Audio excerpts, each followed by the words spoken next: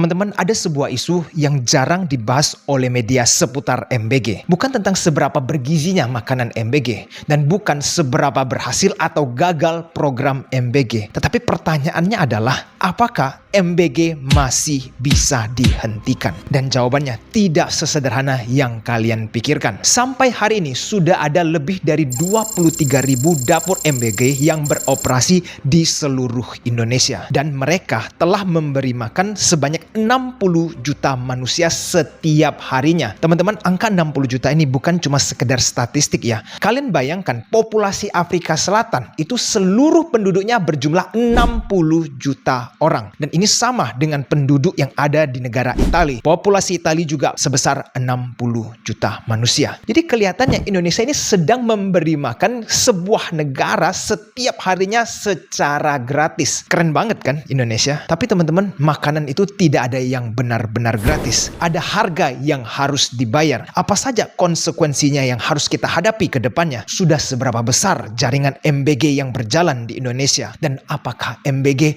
masih bisa dihentikan? Pastikan teman-teman nonton sampai habis, karena saya akan kupas tuntas semua tentang MBG di video hari ini. Di Cirebon, Jawa Barat, MBG basi ditemukan pada salah satu menu dengan kondisi sudah berbau dan ditemukan ulat pada sayuran.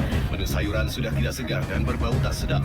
Bahkan ditemukan pula adanya ulat pada sayuran. Bagian makan bergizi gratis saat Ramadan ternyata tak luput dari masalah. Ditemukan ada makanan basi. BGN juga tidak memberikan insentif bagi para mitra yang terbukti melakukan markup harga bahan baku.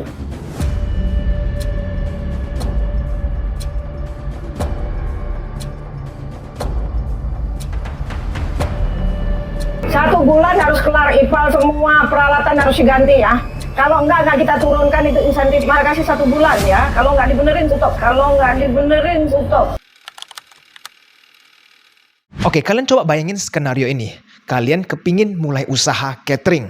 Jadi kalian samperin bank untuk meminjam modal usaha. Untuk modal usaha satu dapur MBG membutuhkan dana 2,5 sampai 6 miliar. Teman-teman butuh karyawan, butuh peralatan, butuh tanah, dan juga biaya operasional lainnya. Lalu teman-teman bisa kebayang nggak? Setelah teman-teman lakukan itu semua, kalau tiba-tiba ada pengumuman MBG dibatalkan, kira-kira apa yang akan terjadi? Siapa yang akan bayar cicilan ke bank? Lalu nasib pegawai yang telah direkrut itu gimana teman-teman? Mereka itu baru saja memiliki mimpi yang mendapatkan pendapatan tetap, tiba-tiba dipecat lagi menjadi pengangguran. Nasib mereka seperti apa? Gedungnya sudah dibangun, peralatannya sudah siap semua. Kalau tiba-tiba nggak ada anggaran untuk menjalankan operasional memasak di dapur tersebut, itu mau difungsikan sebagai apa? Akhirnya jadi proyek mangkrak teman-teman. Nah, siapa yang mau bertanggung jawab? Ini akan menimbulkan masalah besar baru jika MBG mendadak dihentikan. Ada sebuah poin yang sangat jarang dibahas oleh media, yaitu adalah bank-bank himbara sudah terlanjur nyemplung ke program MBG. Maksudnya apa? CEO Danantara, Ruslan Roslani, bahkan sudah secara terbuka mengumumkan bahwa bank himbara telah menyalurkan kredit untuk dapur MBG. Saya ambil contoh, Bank BNI itu telah menyalurkan sebesar 1 triliun lebih untuk ratusan dapur MBG. Teman-teman, kalau kita swasta mau pinjam duit bank, itu kan ada jaminan. Lalu kalau misalkan bank himbara ini yang telah menyalurkan kredit ke dapur MBG, pegangan mereka itu apa? Pegangan mereka hanya dengan perjanjian BGN, yang artinya anggarannya itu bisa menjadi salah satu kepastian melunaskan cicilan tersebut. Jadi kalau tiba-tiba anggarannya putus teman-teman, itu yang mau bayar cicilan bank himbara seperti apa? NPL bank himbara bisa mulai meningkat, gagal bayar mulai melanda, dan sistem perbankan kita bisa goyang. Apalagi kalau bank daerah yang masih kecil modalnya, kalau kena kredit macet itu bisa berbahaya teman-teman. Tetapi teman-teman, bank himbara itu hanya bagian kecil dari masalah yang akan muncul jika anggaran MBG dipangkas. Teman-teman, pada tanggal 13 Februari tahun 2026, Presiden kita baru saja meresmikan MBG yang dikelola oleh Polri. Tepatnya 1072 dapur yang telah diresmikan. Salah satu sumber dana yang mereka gunakan untuk MBG yang dikelola sama Polri ini ya koperasi polisi teman-teman. Tapi nggak berhenti di situ. TNI juga mendapatkan bagian. Sejauh ini TNI sudah mengelola hampir 500 dapur MBG. Tapi teman-teman tidak berhenti sampai di situ. Masih berlanjut network MBG. Yaitu adalah 30.000 lebih UMKM telah menyalurkan dan mengikuti program MBG tersebut. Dan teman-teman, dari 2 video terakhir yang saya post, selalu ada yang mengomentari bahwa stop MBG, hentikan MBG atau pangkas anggaran MBG. Nah, pertanyaan saya teman-teman, kue siapa yang mau teman-teman pangkas? Karena kalau anggarannya ada yang dipotong, berarti ada MBG atau dapur yang harus berhenti operasi atau dipangkas. Apakah teman-teman mau ambil bagian dari UMKM? Bukannya justru UMKM ini kasihan banget kalau dipangkas. Mereka itu terdiri dari nelayan, petani, ya, orang-orang kampung yang justru sangat membutuhkan perputaran uang di desa-desa yang dimana sumbernya dari pemerintah. Tapi kan nggak mungkin teman-teman korbankan yang punya polisi atau TNI. Nah, jadi teman-teman mau korbanin yang mana? Apa Himbara nanti yang justru jadi korban? Kalau menurut saya sih nggak mungkin ya. Karena kalau sampai Bank Himbara NPL-nya naik dan tidak terkendali, itu akan sangat buruk dari kacamata asing. Program andalan pemerintah malah menghancurkan perbankan Himbara di Indonesia. Jadi menurut saya tidak ada yang bisa dikorbankan karena terlanjur berjalan dan jumlahnya sudah sangat besar. Menurut saya, kita bukan lagi fokus apakah MBG ini harus ditiadakan atau dipangkas anggarannya. Titik fokus yang harus kita utamakan adalah dapat duit dari mana untuk membiayain program yang semasif ini. Karena menurut saya tidak ada makanan yang benar-benar gratis, ada harga yang harus dibayar. Dan untuk menjawab pertanyaan itu, kita harus masuk ke dalam arena yang jarang dibahas, yaitu adalah kondisi keuangan negara kita sesungguhnya. Di tahun 2026, APBN kita telah disusun dengan anggaran 3.800 triliunan. Inilah beberapa postingan anggaran yang akan kita alokasikan. Dari anggaran yang saya tunjukkan, ada 3 postingan yang menurut saya paling susah dilakukan perubahan. Yang pertama MBG, yang kedua subsidi energi, dan yang ketiga adalah beban bunga hutang. Kalau ketiga angka ini kita jumlahkan sudah mendekati 1.000 triliun, yang artinya memakan hampir 40% APBN kita. Dan teman-teman, dari postingan ini masih belum termasuk jumlah pokok hutang yang harus dibayar di tahun 2020. Jumlahnya sampai 800 triliun lebih. Itu kenapa negara kita masih ada defisit mencapai 2,9%. Nah, ini adalah kesulitan pemerintah untuk memilih mau memangkas anggaran yang mana. Kita tahu bahwa untuk MBG ini angkanya bisa terus bertambah. Di tahun 2026 target mereka itu adalah membuka 30.000 dapur MBG, yang artinya akan memakan lebih banyak anggaran, dan kita tidak tahu apakah di tahun 2027 angkanya akan terus bertambah. Teman-teman masih ingat nggak? Pada akhir bulan Maret, pemerintah itu menyampaikan 2 informasi yang berbeda seputar BBM. Ada sebuah berita yang mengatakan di bulan April akan ada kenaikan BBM. Tetapi di hari yang sama, pemerintah juga mengatakan bahwa dipastikan tanggal 1 April tidak akan ada kenaikan BBM. Nah, ini berita cukup bertolak belakang dan ini membuat masyarakat bingung. Apakah sebenarnya BBM akan naik atau tidak? Nah, menurut saya inkonsistensi ini bukan cuma sebuah kebetulan, tetapi menunjukkan seberapa rumitnya. Apakah pemerintah harus menaikkan subsidi BBM? Karena kalau misalkan pemerintah mempertahankan harga BBM, artinya mereka akan mengorbankan APBN mereka dan berpotensi semakin besar dan jebol, teman-teman. Tapi kalau mereka menaikkan harga minyak secara signifikan agar APBN mereka cukup aman, maka resikonya masyarakat akan marah. Karena di seluruh negara sama, masyarakat tidak ada yang senang jika harga minyak naik. Itu akan langsung berdampak ke barang semakin mahal, inflasi di Indonesia bisa langsung naik, teman-teman. Jadi kan dilematis sekali. Kita akan lihat kembali postingan APBN kita. Anggaran apa yang kira-kira bisa dipangkas? Nggak mungkin kan kita pangkas anggaran pendidikan. Masa iya kita kasih makanan ke masyarakat, mereka sudah cukup gizinya, tapi IQ mereka tidak berkembang atau malah semakin parah. Dengan anggaran yang sekarang saja, banyak sekali yang mengatakan masyarakat ini mempunyai IQ yang cukup rendah. Apalagi kalau kita memangkas biaya pendidikan, apa tidak makin parah tuh kualitas pekerja di Indonesia. Lalu kita nggak mungkin juga nih teman-teman untuk memangkas anggaran kesehatan. Masa mereka sudah bergizi, mereka pendidikan cukup, tapi pada saat terkena masalah penyakit, mereka tidak bisa akses karena minimnya anggaran kesehatan. Itu lebih parah lagi, nanti mortality rate kita menurun. Jadi untuk mengurangi kedua postingan ini menurut saya sudah sangat sulit. Dan yang saya khawatirkan adalah pemerintah kebingungan untuk memangkas anggaran yang mana. Dan akhirnya apa? Mereka mengambil keputusan bahwa mereka memperbesar defisit defisit negara Indonesia karena kondisi kritis yang dimana tembus di atas 3%. Dan kalau itu terjadi teman-teman, resiko untuk keuangan Indonesia semakin besar karena asing sudah melihat market outlook di Indonesia cukup negatif. Buat teman-teman yang menonton video ini, siapa tahu teman-teman ada masukan atau pendapat anggaran mana sih yang paling layak untuk dipangkas. Mungkin bisa share pandangan teman-teman di kolom komentar di bawah. Kita semua harus peras otak membantu negara kita karena kita semua mau kan negara kita bertahan dari potensi gelombang finansial krisis yang melanda. Jadi siapapun yang punya ide, silahkan share di kolom komentar di bawah.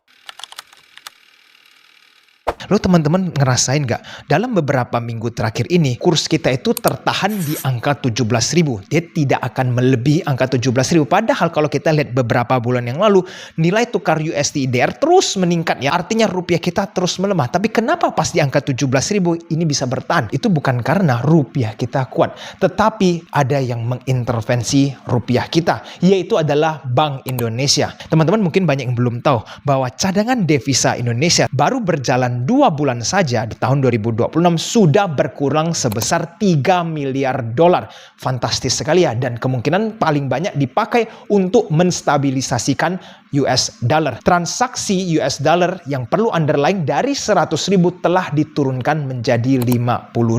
Artinya apa? Ini untuk meredam orang-orang yang menukar duit dari rupiah menjadi dolar karena arusnya sudah terlalu besar. BI tidak bisa terus-menerus mempertahankan nilai tukar rupiah kita karena devisa kalau terjun bebas di saat bersamaan defisit kita meningkat teman-teman, maka kemungkinan kredit rating Indonesia bisa turun semakin besar. Dan kalau sampai itu terjadi, saham, obligasi, inflasi semuanya itu akan kacau balau kalau kredit rating Indonesia sampai diturunkan. Jadi memang kelihatannya PR untuk pemerintahan kita ini cukup banyak.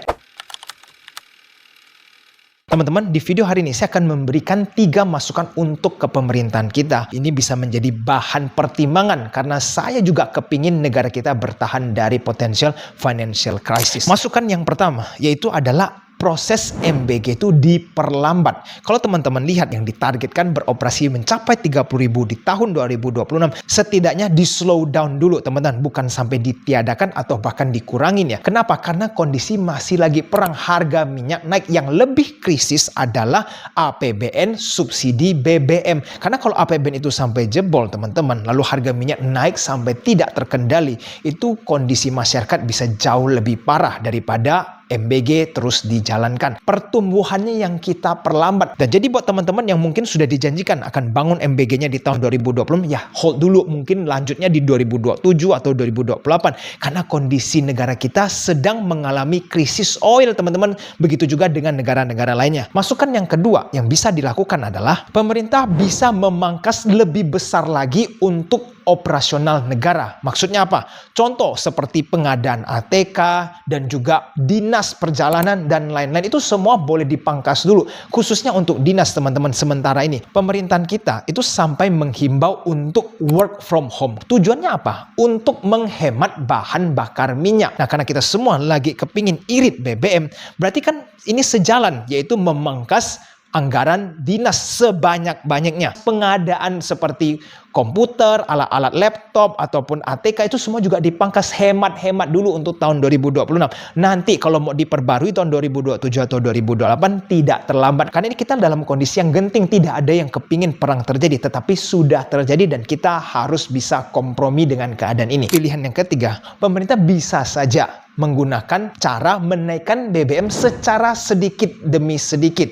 Jadi masyarakat tidak kaget. Contohnya, demi meringankan APBN untuk subsidi BBM, bisa saja naikinnya itu 500 perak atau 1.000. Tapi mulai dari sekarang, jangan kelihatan keren nih Indonesia bisa mempertahankan BBM. Tapi kalau APBN sekali jebol, tiba-tiba naiknya 5.000 atau naiknya 6-7.000, itu masyarakat bisa kaget. Lalu pengeluarannya mendadak bengkak. Nah, dibanding itu terjadi dari sekarang naiknya 500 atau 1.000 itu nggak masalah. Toh negara lain udah naiknya nggak karu-karuan. Jadi Indonesia kalau naik 500 nggak nggak kemana-mana, tapi itu bisa mulai meringankan APBN negara kita dan masyarakat juga pasti harusnya bisa mengerti ya. Tidak, teman-teman, kalau ada ide-ide brilian juga, pastikan share semua di kolom komentar. Siapa tahu salah satu masukan kita bisa dipakai oleh negara Indonesia, kan teman-teman sudah berkontribusi untuk negara kita. Jadi teman-teman, saya sudah menjelaskan bahwa MBG ini adalah sebuah program pemerintah yang sudah terlalu besar jaringannya dan terlanjur berjalan. Untuk memangkas atau meniadakan program ini kesempatannya sudah sangat kecil. Makanya teman-teman ngerasakan banyak sekali orang yang mengatakan, wah MBG ini banyak bermasalah dan lain. Tapi pemerintah itu udah nggak bisa teman-teman. Karena seperti yang saya jelaskan, dapur siapa yang mau teman-teman korbanin jika anggarannya tiba-tiba dipangkas. Jadi lebih baik daripada kita fokus untuk berdebat MBG ini harus jalan atau tidak, lebih baik kita manfaatkan kesempatan program MBG ini. Maksudnya apa nih kok? Teman-teman bisa loh mendapatkan cuan juga dari program MBG. Gimana nih caranya? Seperti contoh, perusahaan Japfa, Comfit, ataupun Cimory, mereka itu diuntungkan dari kebijakan program MBG ini. Lihat saja, mereka punya profit dan juga omset terus-terusan mengalami pertumbuhan ya karena program MBG tersebut. Nah, bagaimana nih masyarakat seperti kita bisa mendapatkan kesempatan cuan dari program tersebut?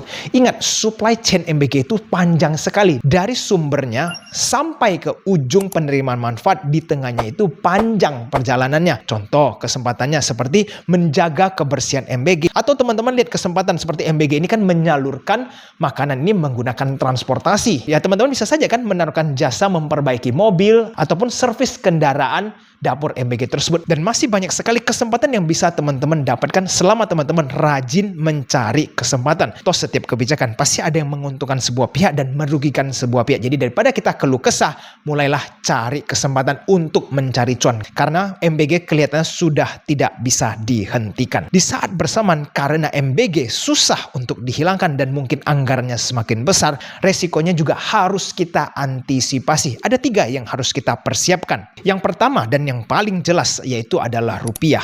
Rupiah bisa saja berpotensi terus melemah karena anggaran MBG ini kan cukup besar postingannya dan bisa semakin besar. Dan kalau itu terjadi dan pemerintah tidak mampu memangkas anggaran lain dan akhirnya menuju ke defisit yang lebih besar, maka rupiah kita bisa beresiko turun karena outlook kita sudah dipangkas menjadi negatif oleh lembaga rating seperti Fitch dan Moody's. Jadi resikonya adalah rupiah kita ini untuk beberapa tahun ke depan bisa saja terus melemah selama MBG ini terus berjalan. Antisipasi resiko yang kedua, dalam waktu 1-2 bulan ini harga BBM bisa saja melonjak tinggi. Jika tidak ada anggaran yang bisa dikorbankan, pemerintah terus mencoba mensubsidi BBM tanpa adanya kenaikan BBM.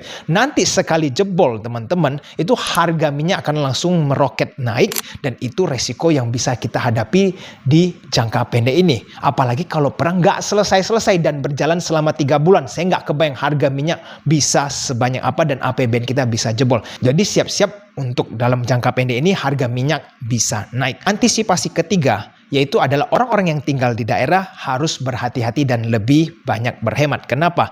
Karena bisa saja salah satu postingan APBN yang dipangkas adalah dana transferan untuk ke daerah. Jadi kemungkinan untuk dipangkas lebih besar lagi selalu ada. Dan kalau sampai itu terjadi, maka pembangunan di daerah bisa semakin melambat.